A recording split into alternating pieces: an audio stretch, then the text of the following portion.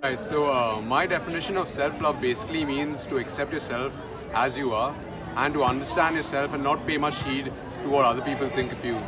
You are the best version of yourself, basically. With Mohit, my idea of self-love is going out playing cricket or watching something on Netflix. Is anything where you stand up for yourself and you don't let anyone let you, get the better of you. Yeah, self-love is appreciating yourself for who you are, just the way you are, not comparing yourself to other people, and just celebrating what you are, what naturally God or any spiritual power you believe in has made you. Self-love for me means nothing but taking care of myself. You should always think about yourself. It's not just being about selfish, but there should be a 5% of your brain which should be thinking about yourself also. I think self-love is really important because only if you love yourself and then you'll be confident. And if you love yourself more, you can expect others also to love you. Love yourself. It's very important to place yourself first because I don't know, the fact that I can't talk about self-love shows how much we've forgotten to love ourselves. Rises of stuff like clarity and acceptance. So like if you can see yourself clearly and then accept who you are and then still choose to love yourself, that's self-love.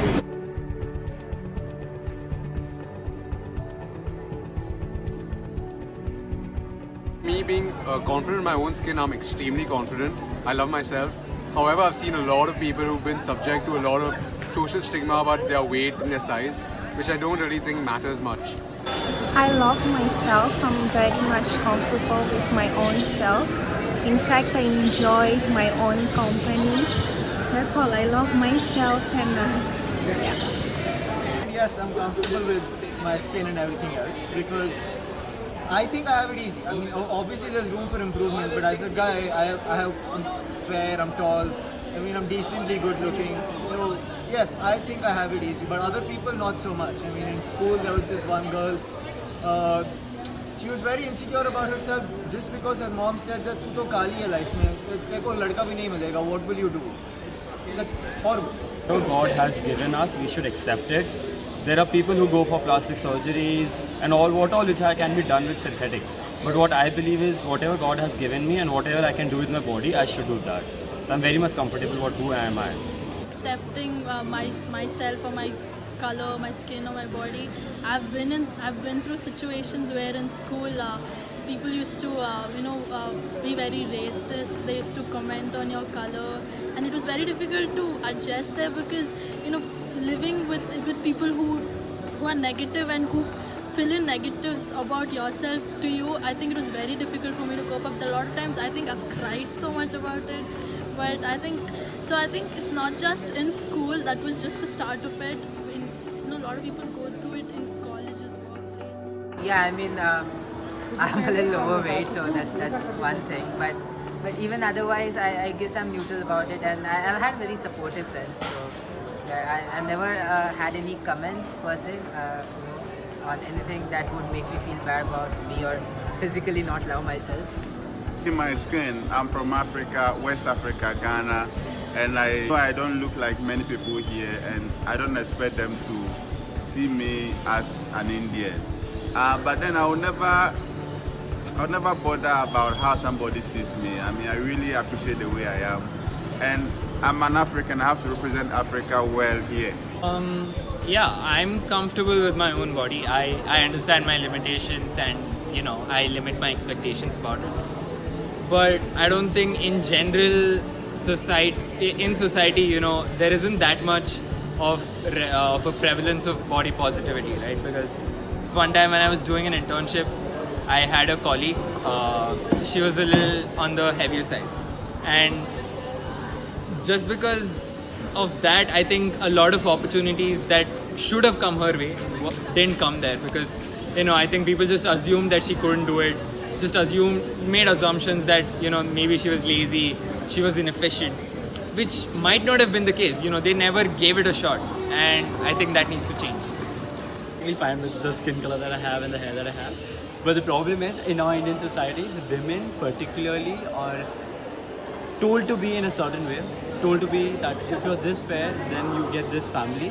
And I hope that someday we're able to get over this, get above this, and get a civilized society.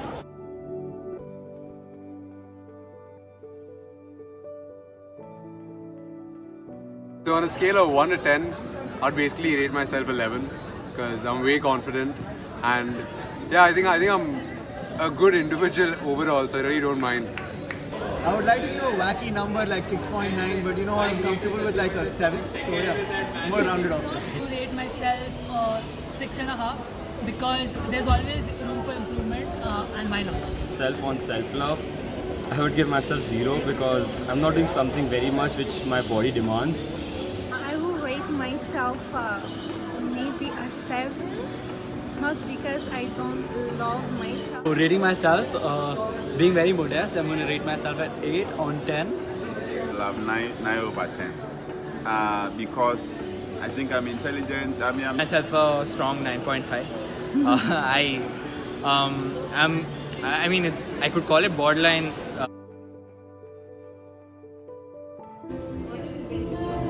See, regarding the racism or any kind of color, according to the races or according to the skin color, we didn't feel any kind of discrimination from the customer point of view. But yes, yeah, people do, you know, they do judge by seeing the outward appearance, like how we wear and what we are wearing.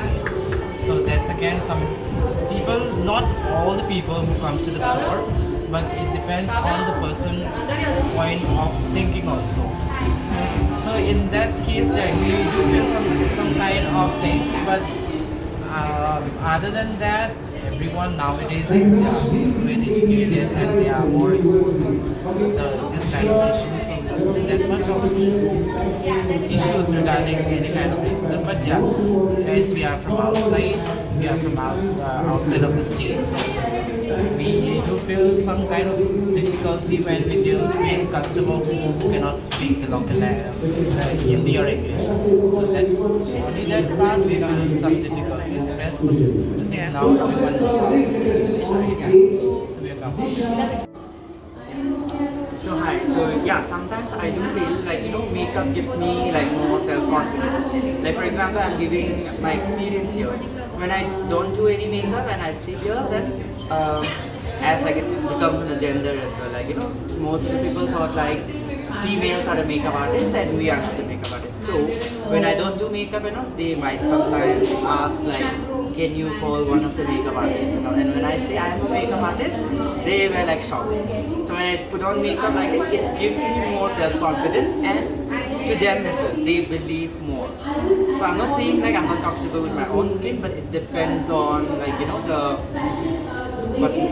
atmosphere, you know. So if I'm at work, I do makeup like this. But if I'm not, like if I'm home or going for some grocery shopping, I feel more comfortable with my own skin. Yeah, so it's like it's been expected of us to be like, you know, in a proper groomed way since we are the makeup artists, and if we have to like proper makeup on ourselves, then they also have the confidence in us. So that's the thing. What exactly is colorism in the workplace? While racism is a topic that usually hits the news, not much is spoken about colorism. Well, colorism is just as pervasive as racism is, and it hits the darker skinned people just like how racism does. Colorism is discrimination based on a person's skin tone. While people with the darker skin tone are always treated in a very discriminatory manner, people with a lighter skin tone are not treated as such. In many ways, colorism may be as persistent as racism is. Dark skin is heavily associated with the lower class in many societies. Their dark skin was a sign that they were uneducated and forced to labor outside, while light-skinned people were always privileged to work in the indoors. This made the association of dark skin with roughness, uncouthness, and other negative and undesirable traits. In fact, light-skinned people earn more money, live in better neighborhoods, and marry higher status people. Also, they are able to complete much more years of schooling than darker-skinned people are. This is the reason why darker-skinned people will have to face a glass ceiling must to keep. In India, colorism is a customary practice brought in by cultural beliefs and values, social institutions, and the media. Although studies explore colorism among women of color within workplaces in the United States, qualitative research on the impact of colorism on career aspirations and opportunities of women of color abroad appears to be non-existent. The solution to this problem can be providing education about the impact of colorism on Indian women to HRD professionals can assist with the empowerment of women and address workplace inequalities based on skin tone. The stakeholders, as today's global workforce is composed of people of color from various countries and their cultural values affect their career aspirations and opportunities, human resource development professionals must understand the implications of colorism, particularly in countries where women are less empowered to challenge cultural beliefs and develop skills to address and prevent related workplace issues. Darker skinned people don't usually talk about this because they are afraid of making other people uncomfortable, even though this is affecting them with every aspect of their life. This has real life stakes. Racial and ethnic discrimination in the workplace is not just wrong, it is also illegal. This has to stop. Body positivity at a workplace.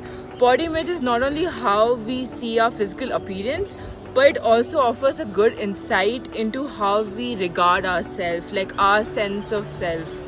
If we have a negative body image, we are more likely to suffer from problems like anxiety, pressure, and even depression.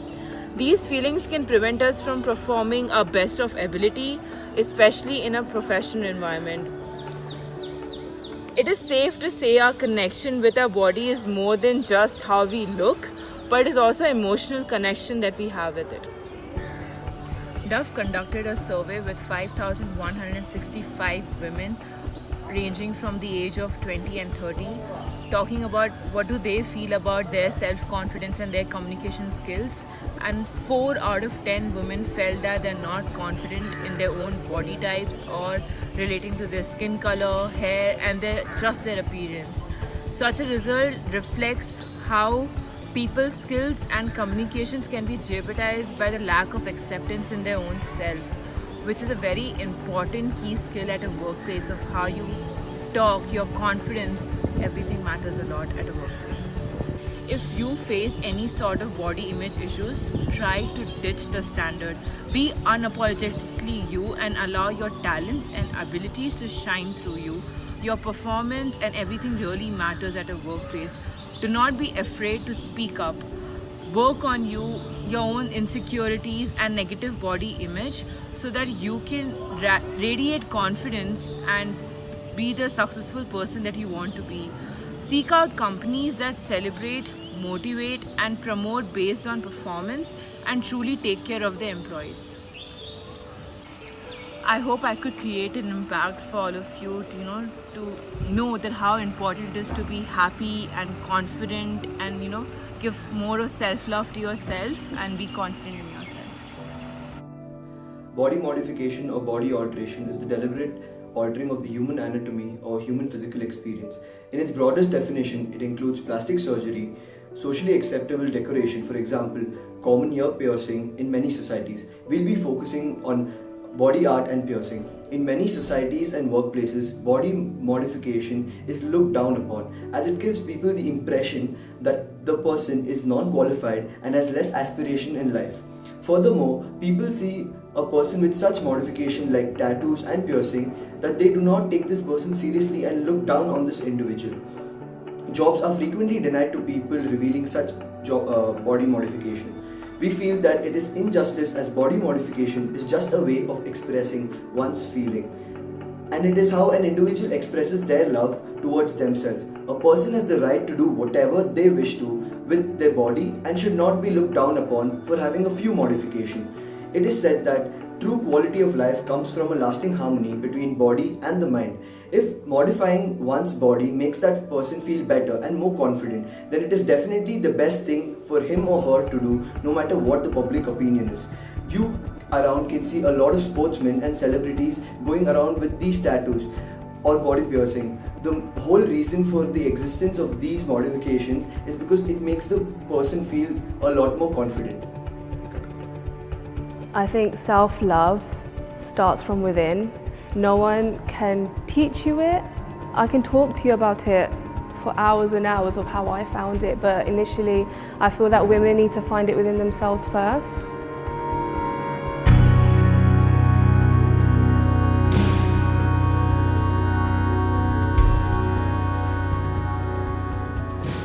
I was born with basically FFU syndrome. It's a shortening of the bones, so throughout my whole life I've had a false leg.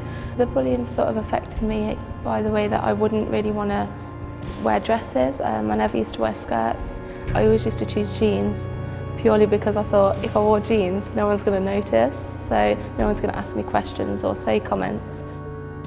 My problem was that I was bullied because I was very different from everybody else. There wasn't really anybody that was like me, and I didn't understand it myself. So when you've got someone kind of picking a nitpick in what really kind of makes you special, it's very difficult. They just like always shocked from seeing my body modifications. That's about it, but the worst thing is when they start like judging me as a person I am and as a parent, so that's the worst. I was first diagnosed with polycystic ovaries around the age of 11, so around the first time that I started my periods and I was going through puberty, and I actually didn't notice my facial hair myself. It was actually due to, you know, when I was getting bullied and people, you know, mentioned it, that I looked in the mirror and I, you know, realised I had the facial hair.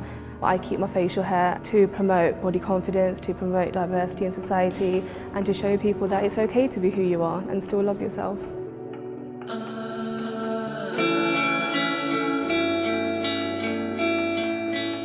When you are who you are, then the beauty shines through. No matter how you look, no matter how many tattoos or how many tattoos you don't have, anything. Like, it's just beautiful when you are who you are. I want to enjoy my life, and I transitioned to be happy, so I'm not going to transition and be miserable. So it was always trying to find the happiness in every situation, focusing on that happiness as an end goal, and just staying very present. After sort of having the amputation done and seeing people, you know, like Paralympics, things like that, seeing other models do things, I think that's kind of made me aware of what I can achieve as well. To the bullies that actually put me through so much, I want to say thank you. Thank you so much, because if it wasn't for them, I wouldn't have found self-love, and I wouldn't be the woman I am today. It doesn't really matter whether or not we're a man or a woman, we're all the same. And I think we're just becoming a lot more tolerant and a lot more accepting and open-minded. You are only ever going to be you, so why not embrace it and show everyone how awesome you are.